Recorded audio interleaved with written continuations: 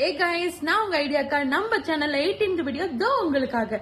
நீங்க Indian best கம்பெனில work பண்றீங்களா? உங்க சேலரில இருந்து பிஎஃப் டிடெக்ட் பண்றாங்களா? ஏன் டிடெக்ட் பண்றாங்க, அதோட பெனிஃபிட் என்னன்னு வாங்க பார்க்கலாம்.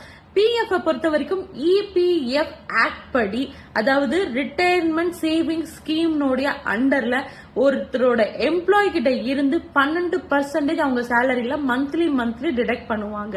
இது one of the saving plan தான். உங்களுக்கே தெரியாம உங்க பணம் ஒரு இடத்துல சேவ் ஆயிட்டு இருக்கு வித் இன்ட்ரெஸ்டோட பிளஸ் டாக்ஸ் ஃப்ரீயோட.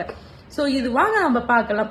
சோ 12% அப்படிங்கும் போது அது கான்ட்ரிபியூஷன் தான் எம்ப்ளாயர், அதாவது ஒரு எம்ப்ளாய் கிட்ட இருந்தும் அவங்க கம்பெனியும் ரெண்டு பேரும் சேர்ந்து உங்களோட ரிட்டையர்மெண்ட் சேவிங்காக சேர்த்து வைக்கிற பணம் தான் இந்த பிஎஃப் டிடக்ஷன். சோ இது எப்படி ஒர்க் ஆகுது அப்படிங்கறத வாங்க பார்க்கலாம். இந்த பிஎஃப் அமௌண்ட பொறுத்த வரைக்கும் 100% சேஃப் அண்ட் செக்யூர் தான். எப்படி அப்படின்னு டைரக்டா கவர்மெண்ட் கீழே ஹேண்டில் பண்ணிட்டு இருக்காங்க. சோ அது இல்லாம உங்களுக்கு ஒரு UAN அப்படிங்கிற ஒரு நம்பர் கொடுத்துருவாங்க. பிளஸ் நீங்க உங்களோட ஹேண்டியா உங்க மொபைல்ல இருந்தே லாகின் பண்ணி உங்களோட எம்ப்ளாயரோட ஷேர் எவ்வளோ, எம்ப்ளாய் ஷேர் எவ்வளோ, பென்ஷனோட கான்ட்ரிபியூஷன் எவ்வளோ, அதாவது இன்ட்ரெஸ்ட் எவ்வளவு வருது, இது எல்லாமே நீங்களே செக் பண்ணிக்கலாம். உங்களுக்கு எமர்ஜென்சிக்கு அமௌண்ட் வேணும் அப்படின்னா ஃபார்ம் 10C, ஃபார்ம் 13C அந்த மாதிரி ஃபார்ம்ஸ் இருக்கு. நீங்க ஃபில் அப் பண்ணி உங்களோட அமௌண்ட்டை வித்தின் 5 பிசினஸ் ஒர்க்கிங் டேல உங்க அக்கௌண்ட்டுக்கே அந்த அமௌண்ட் கிரெடிட் ஆயிடும். ஏன் பிஎஃப் ரிட்டையர்மெண்ட் சேவிங் ஸ்கீம்ஸ் அப்படின்னு சொல்றாங்கன்னு தெரியுமா? ஒரு ஸ்மால் கால்குலேஷன் தான். நீங்க 23 வயசுல வேலைக்கு போற ஸ்டார்ட் பண்றீங்க, 35 வயசுல இருந்து 40 வயசுல நீங்க ஜாபுக்கு போறத ஸ்டாப் பண்றீங்க.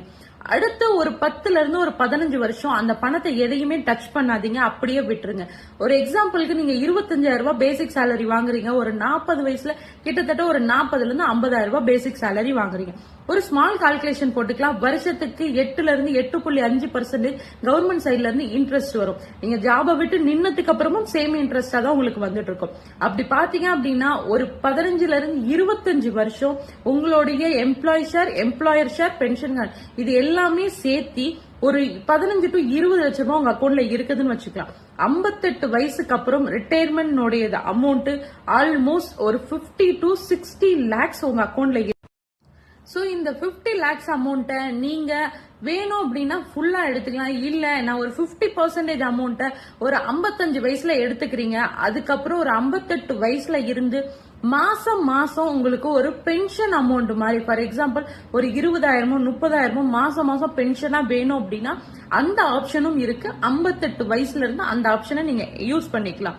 So hope this information will be helpful. For more video, please stay connected with me. Happy life.